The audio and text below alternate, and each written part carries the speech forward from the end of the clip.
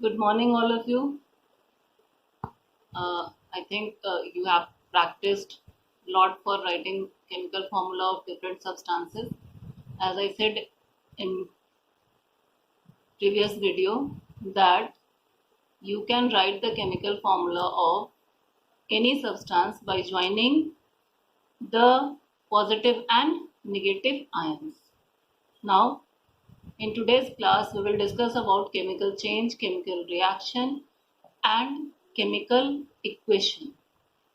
So at first, what is chemical change? You have already studied in class 6 that in a change, when there is a formation of new substance with different properties, then the change is known as chemical change. There are so many examples around us, that is burning of anything, especially burning of carbon, and the new substance formed is carbon dioxide gas. One more example is rusting of iron, that is when iron comes in contact with and moisture, rust is formed, and this is a chemical change. Now, what is chemical reaction? The process in which the change occurs in which new substance is formed is known as chemical reaction. When a new substance is formed, that is a chemical reaction. In a chemical reaction, there are two things. One is reactant and another is product. Reactants are the substances which undergo the change. That means in which change takes place. And product are the substances which formed after the change. These are the reactants and products. Now, what is chemical equation? As you earlier studied that we can write the name of given substance in a chemical formula.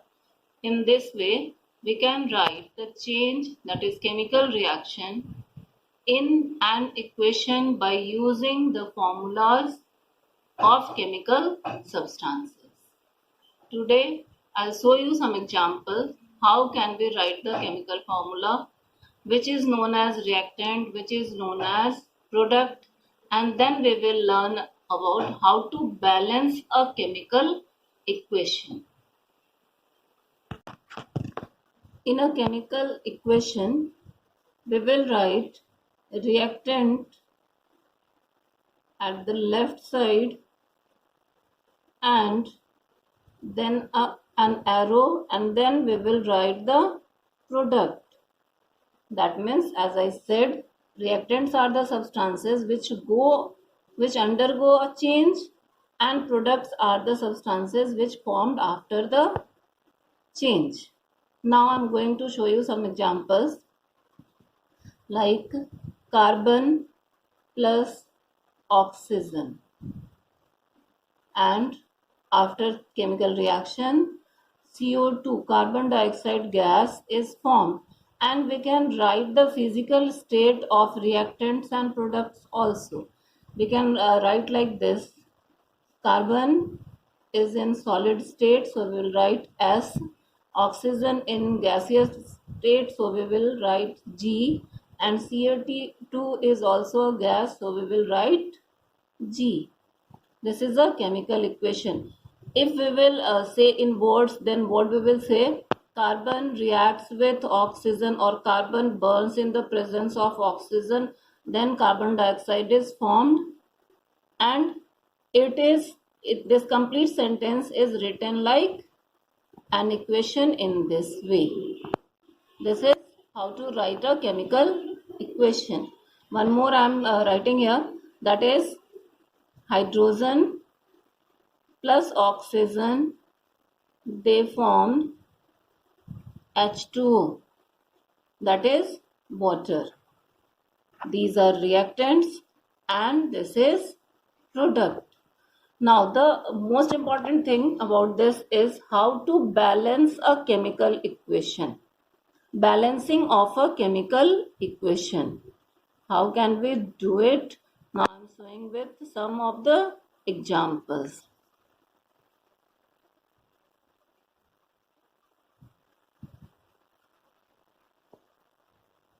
I am taking this example first, that is hydrogen reacts with oxygen to form water. Now in balancing an equation, what we will do, we'll count the number of atoms of elements, substances in reactants and in product also. The number of atoms must be equal in both reactants and products. Now in this reaction, the number of atoms of hydrogen is 2 and in product it is also 2. So both are equal. But in reactant, number of oxygen atom is 2 and in water it is 1. So this reaction is not a balanced equation. Then what we will do? We can write a number left to the symbol that will show the number of molecules. This number shows the number of atoms, and when we write 2 here, then it will show the number of molecules, and we will to find the number of atoms we will multiply these two, this number and this number. Now hydrogen is 4 and oxygen is 2. We can write 2 here to balance the equation. Now this 2 is for hydrogen and for oxygen both. That means number of hydrogen atoms is equal to 2 2s are 4 and number of oxygen atom is 2. Now it is a balanced equation.